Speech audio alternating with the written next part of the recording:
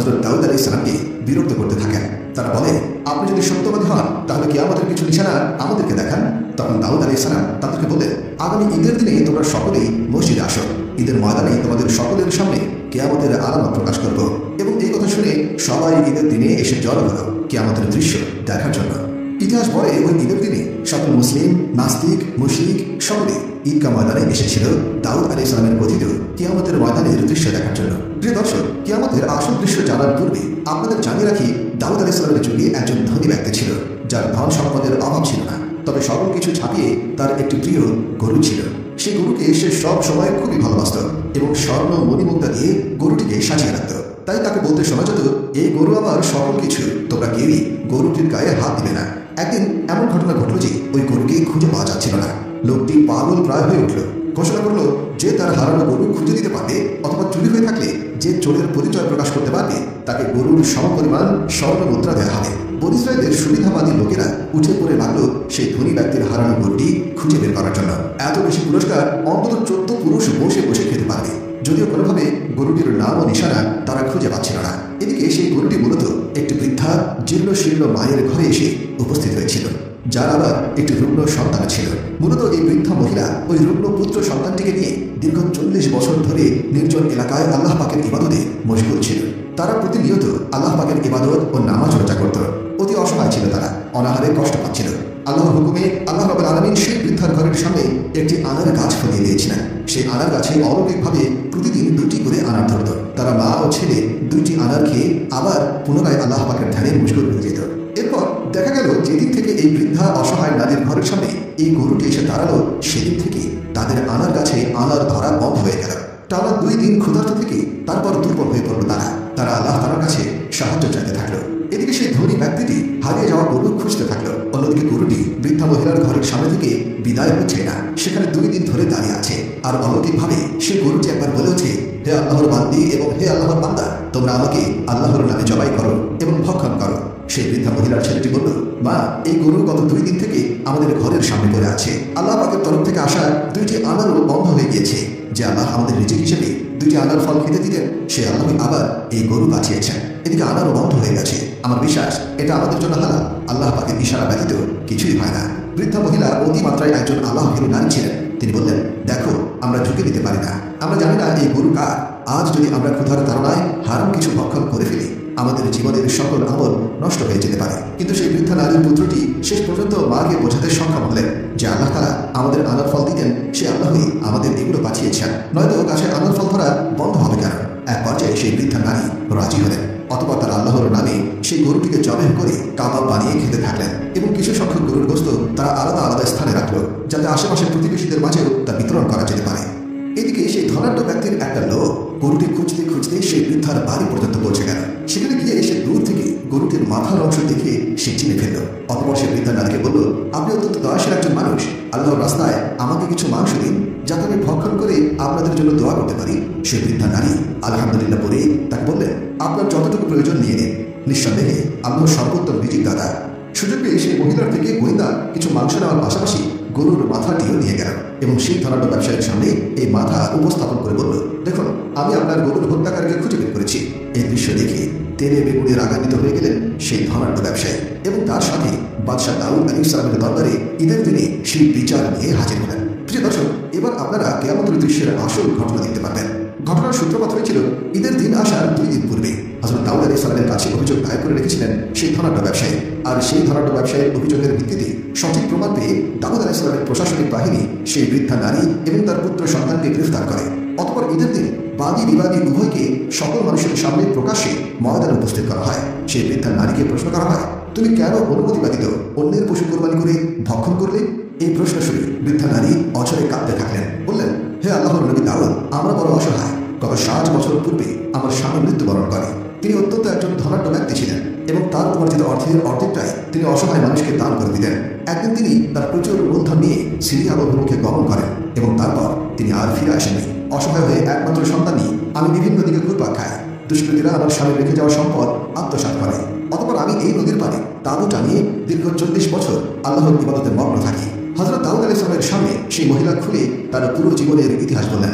বললেন কিভাবে এই গরুটি তার ঘরের সামনে এসে প্রকাশ্যে অলৌকিকভাবে আল্লাহ পাকের নাম নিয়ে বলল, আমাকে আল্লাহর নামে জবাই করো এবং ভক্ষণ করো।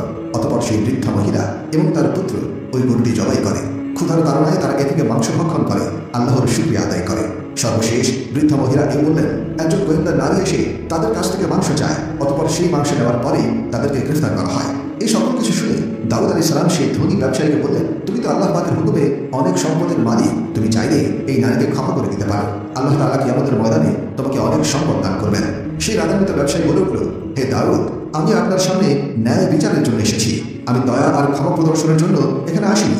এই কথা শোনার পর দাউদ আলাইহিস সালাম বললেন, আমি না হয় আমার উপার্জিত সম্পদ থেকে তোমাকে গরুর দাম দিয়ে দিচ্ছি, তুমি সেই বৃদ্ধা নারীকে ক্ষমা করে দাও। এই কথা শুনেও রাগান্বিত সেই ব্যবসায়ী দাউদ আলাইহিস সালামকে অপমান করা শুরু করলেন। প্রকাশ্যে দিবালোকে বনী ইসরায়েলের সামনে বলতে থাকলেন, হে বনী ইসরায়েল জাতি, তোমরা বাদশার কর্মকাণ্ড দেখো। আজ ওই গল্প শুনিয়ে সে অপরাধীকে রক্ষা করার চেষ্টা করছে। তোমরা কেউ কি বিশ্বাস করো যে একটি গরু প্রকাশ্যে দিবালোকে মুখ দিয়ে বলবে যে আমাকে আল্লাহর নামে জবাই করে ভক্ষণ করো, আমি আল্লাহর তরফ থেকে এসেছি?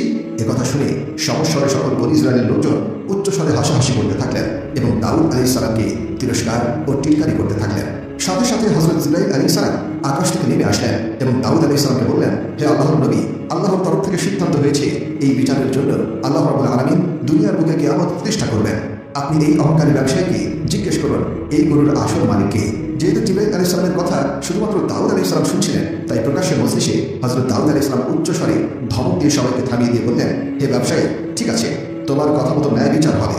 তুমি আবার প্রকাশ্য দিবালোকে সবার সামনে বলো তো এই গরুর আসল মালিককে, তুমি নাকি অন্য কেউ? সাথে সাথে সেই ব্যবসায়ী বলল, দাউদ, অবশ্যই আমি এই গরুর মালিক। এটি এমন একটি গরু যা দীর্ঘ 60 থেকে 70 বছর পর্যন্ত জীবিত আছে এবং এর শরীর আগের মতোই তরতাজা আছে। এটি পৃথিবীর বুকে এক অলৌকিক গরু এবং ইসরায়েল জাতির সকলেই সেটা জানে। গত 60 বছরের অধিক বছর সময় ধরে এই গরুটি আমার কাছে রয়েছে। এই কথা শোনা মাত্রই জিবরাইল আলাইহিস সালাম বললেন, নিঃসন্দেহে সেই ব্যবসায়ী মিথ্যা কথা বলছে। আপনি এই ব্যবসায়ীর হাত ও পাকে সাক্ষী দিতে বলুন, যেন তারা বলে দেয় আসল ঘটনা কি। দাউদ আলাইহিস সালাম জিবরাইল আলাইহিস সালামের তরফ থেকে আদেশ পেয়ে সাথে সাথে বললেন, হে ব্যবসায়ী, তুমি তোমার মুখ বন্ধ করো। হে ব্যবসায়ীর হাত ও পা আল্লাহর হুকুমে সঠিক সাক্ষী দাও, বলো তোমরা কি জানো। সাথে সাথে ওই ব্যবসায়ীর মুখটি বন্ধ হয়ে গেল। অলৌকিকভাবে সে চেষ্টা করে মুখ খুলতে পারল না।